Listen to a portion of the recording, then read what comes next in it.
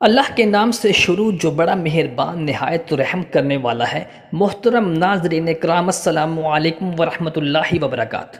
نبی کریم صلی اللہ علیہ وآلہ وسلم نے اپنے پیدا ہونے سے لے کر اپنے لڑکپن اور اپنی جوانی تک کا سارا عرصہ مکہ مکرمہ کے لوگوں کے درمیان ایسے گزارا کہ آپ ان کے لیے کامل مثال بن گئے اور صادق اور امین کا لقب حاصل کیا۔ آپ صلی اللہ علیہ وآلہ وسلم کی طبیعت میں شروع دن سے ہی عاجزی و انکساری، پاک دامنی، صاف گوئی اور بے باکی جھلکتی تھی۔ آپ نے ایسے معاشرے میں آنکھ کھولی تھی جہاں پر پانی پینے پلانے پر جھگڑا صدیوں تک چلتا اور ایک دوسرے کے خاندانوں کے خاندان قتل کر دیے جاتے، عورت کو اپنے پاؤں کی جوتی سمجھا جاتا، غلاموں کو جانوروں سے بھی بدتر حال میں رکھا جاتا تھا، بیٹیوں کو پیدا ہوتے ہی زندہ دفن کر دیا جاتا تھا۔ آپ صلی اللہ علیہ وآلہ وسلم نے ایسے معاشرے میں جب ہوش سنبھالا تو آپ صلی اللہ علیہ وسلم اپنے معاشرے کی برائیوں کی اصلاح کرنے کے لیے ہر وقت غمگین اور پریشان رہتے۔ یہی وجہ تھی کہ آپ اپنی آبادی سے دور دراز پہاڑوں میں تشریف لے جاتے اور اپنے ساتھ کچھ ستو اور کھانے پینے کا سامان لے جاتے اور وہاں پر غور و فکر میں وقت گزارتے۔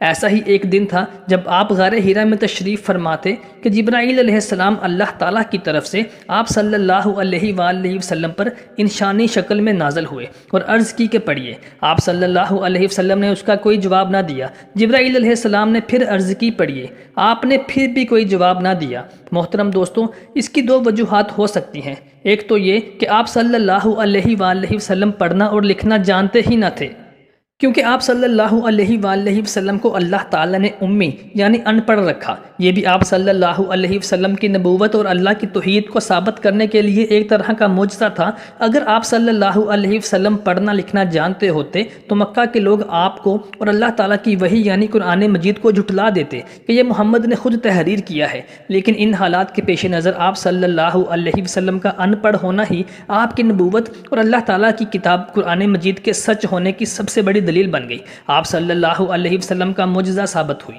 محترم دوستو، اس کی دوسری وجہ یہ بھی ہو سکتی ہے کہ جبرائیل علیہ السلام کا نازل ہونا ایک غیر فطری اور غیر معمولی عمل تھا۔ آپ صلی اللہ علیہ وسلم ایک لمبے عرصے سے وہاں پر اکیلے اللہ کی عبادت میں اور غور و فکر میں مصروف رہتے تھے۔ ایسے میں اچانک کسی انسان کا وہاں پر آ جانا، آپ صلی اللہ علیہ وسلم سے مخاطب ہونا، یہ ایک حیران کن بات تھی، جس کی وجہ سے آپ صلی اللہ علیہ وآلہ وسلم نے حیرانگی اور پریشانی میں جبرائیل علیہ السلام کی بات کو سنا لیکن اس پر عمل نہ کر سکے۔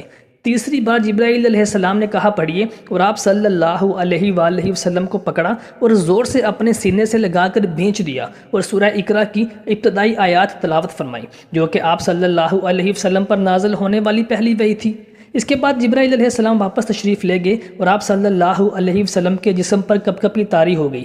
آپ فوراً وہاں سے گھر تشریف لائے اور سیدہ خدیجہ الکبریٰ سے فرمایا کہ مجھے کوئی چادر اڑا دو، اور ساتھ ہی سیدہ خدیجہ کو غار حرا کا سارا واقعہ ارشاد فرما دیا۔ خدیجہ رضی اللہ تعالیٰ عنہ نے عرض کی کہ آپ صلی اللہ علیہ وسلم غریبوں، یتیموں اور محتاجوں کی داد رسی کرنے والے ہیں، آپ لوگوں کے غم گسار ہیں، صادق اور امین ہیں۔ آپ کا رب ذوالجلال آپ کو کبھی نقصان نہیں پہنچا سکتا، اس نے ضرور آپ کے لیے کوئی بہترین فیصلہ کیا ہوگا۔ سیدہ خدیجہ آپ صلی اللہ علیہ وسلم کو اپنے ایک دور کے رشتہ دار کے پاس لے گئیں جن کا نام ورقہ بن نوفل تھا۔ ورقہ بن نوفل آسمانی کتابوں اور پرانے صحیفوں کے عالم تھے۔ جب آپ صلی اللہ علیہ وسلم نے ان کو اپنے ساتھ پیش آنے والی ساری سرگزشت بیان کی تو ورقہ بن نوفل کہنے لگے کہ یہ تو وہی مانوس اور فرشتہ معلوم ہوتا ہے جو عیسیٰ اور موسیٰ علیہ السلام پر نازل ہوا کرتا تھا۔ وہ وقت دور نہیں جب آپ اللہ تعالیٰ کے ایک بلند اور پاک پیغمبر بن جائیں گے اور آپ کے لوگ آپ کو شہر سے ملک بدر کر دیں گے۔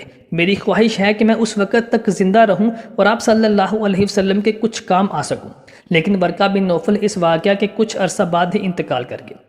محترم دوستو، پہلی وحی کے کافی عرصہ تک دوسری وحی نازل نہ ہوئی تو آپ صلی اللہ علیہ وسلم شدید صدمے سے دوچار ہو گئے۔ روایات میں آتا ہے کہ کچھ ماہ تک اور بعض روایات میں آتا ہے کہ کچھ دن تک وحی دوبارہ نازل نہ ہوئی، لیکن اس کے بعد آپ صلی اللہ علیہ وسلم پر وحی کا نزول متواتر اور مسلسل ہونے لگا۔ یوں آپ صلی اللہ علیہ وسلم نے محتاط اور محدود انداز سے اللہ کا پیغام پھیلانے کا کام شروع کر دیا۔ پھر اللہ تعالیٰ نے آپ کو کھلے عام دعوت توحید دینے کا حکم دیا تو سب سے پہلے اپنے قریبی رشتہ داروں اور عزیز و اقارب کو آپ نے مدعو کیا۔ جب وہ آپ کی دعوت پر مدعو ہوئے تو آپ نے اللہ تعالیٰ کی توحید اور اپنی نبوت بیان کی تو سارے خاموشی سے وہاں سے اٹھ کر جانے لگے، لیکن سیدنا علی رضی اللہ تعالیٰ عنہ جو بھی کمسن بچے تھے وہ کھڑے ہوئے اور عرض کی، یا رسول اللہ صلی اللہ علیہ وسلم، میں اللہ تعالیٰ کی توحید پر اور آپ کی نبوت پر ایمان لاتا ہوں۔ یوں سیدنا علی رضی اللہ تعالیٰ عنہ کمسن بچوں میں سب سے پہلے اسلام قبول کرنے والے صحابی بن گئے۔ بعض روایات میں آپ کی عمر مبارک 13 برس تھی۔ پھر مردوں میں سب سے پہلے اسلام قبول کرنے والے سیدنا ابو بکر صدیق، اور عورتوں میں آپ کی زوجہ محترمہ سیدہ خدیجہ الکبریٰ رضی اللہ تعالیٰ عنہ نے سب سے پہلے اسلام قبول کیا۔ نبی کریم صلی اللہ علیہ وسلم کی شبانہ روز محنتوں سے اللہ کے خاص کرم سے مسلمانوں کی تعداد میں دن بہ دن اضافہ ہونے لگا۔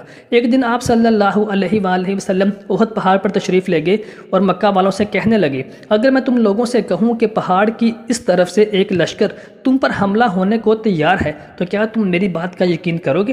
ان سب نے کہا، کیوں نہیں، ہم نے آج تک آپ کو کبھی جھوٹ بولتے ہوئے نہیں دیکھا، آپ صادق اور امین ہیں۔ نبی کریم صلی اللہ علیہ وآلہ وسلم نے ارشاد فرمایا، پھر اس بات پر بھی ایمان لے آؤ کہ اللہ تعالیٰ کے سوا کوئی عبادت کے لائق نہیں اور میں اس کا رسول ہوں، اور تمہارے تمام معبود جھوٹے ہیں۔ آپ کا یہ بیان سننا تھا کہ آپ کا چچا ابو لہب با آواز بلند آپ صلی اللہ علیہ وسلم کو سخت برا بھلا اور سست کہنے لگا۔ اس نے کہا، نعوذ باللہ، محمد تیرے ہاتھ ٹوٹ جائیں۔ نعوذ باللہ، آپ صلی اللہ علیہ وسلم کی اس قدر توہین اللہ تعالیٰ سے برداشت نہ ہوئی، اور اللہ تعالیٰ نے قرآن مجید میں ایک پوری سورت سورہ لہب کے نام سے نازل فرمائی، جس میں ابو لہب کو سخت وعید سناتے ہوئے اللہ تعالیٰ نے ارشاد فرمایا، ابو لہب تیرے ہاتھ ٹوٹ جائیں۔ آپ صلی اللہ علیہ وسلم کے بدترین دشمنوں میں آپ کے 2 چچا ابو جہل اور ابو لہب شامل تھے۔ اس کے علاوہ بھی کفار کی ایک کثیر تعداد تھی جو آپ صلی اللہ علیہ وسلم کی جان کی دشمن تھی، اور ہر قیمت پر آپ صلی اللہ علیہ وسلم کو نیچا دکھانا چاہتے تھے یا آپ کو دین اسلام کی تبلیغ سے باز رکھنا چاہتے تھے۔ اس کے لیے وہ اچھے سے اچھے ہتھ کنڈے استعمال کرنے سے بھی گریز نہ کرتے۔ نبی صلی اللہ علیہ وسلم کے تمام جان صحابہ کرام جو کہ اسلام قبول کر چکے تھے، ان پر مکہ کی زمین تنگ کر دی گئی۔ آئے دن ان پر ظلم و زیادتی کے پہاڑ توڑے جاتے۔ خود نبی کریم صلی اللہ علیہ وآلہ وسلم کو بھی کبھی نماز کی حالت میں تو کبھی راہ چلتے ہوئے سخت زیادتی کا نشانہ بنایا جاتا۔ نماز پڑھتے ہوئے آپ کے مبارک کاندھوں پر اونٹ کی اوجڑی رکھ دی جاتی، تو کبھی آپ کو سجدے کی حالت میں آپ کے سر اقدس کو ایک بہت بڑے پتھر سے کچلنے کی ناپاک سازش کی جاتی۔ مکہ کے لوگوں سے مایوس ہو کر نبی صلی اللہ علیہ وآلہ وسلم مکہ کے پاس واقع ایک وادی جس کا نام طائف تھا، وہاں تشریف لے گئے اور اللہ تعالیٰ کی توحید اور اپنی نبوت کا پرچار کیا۔ لیکن وہاں کے لوگ آپ کی جان کے دشمن ہو گئے۔ انہوں نے کچھ شریر لڑکوں کو آپ کے پیچھے لگا دیا، جنہوں نے آپ صلی اللہ علیہ وآلہ وسلم پر پتھر برسا کر آپ صلی اللہ علیہ وآلہ وسلم کو شدید زخمی کر دیا۔ ایسے میں اللہ تعالیٰ نے جبریل امین کو بھیجا تو انہوں نے آپ صلی اللہ علیہ وآلہ وسلم سے دریافت فرمایا کہ اگر آپ حکم دیں تو میں طائف والوں کو پتھروں سے سنگسار کر دوں۔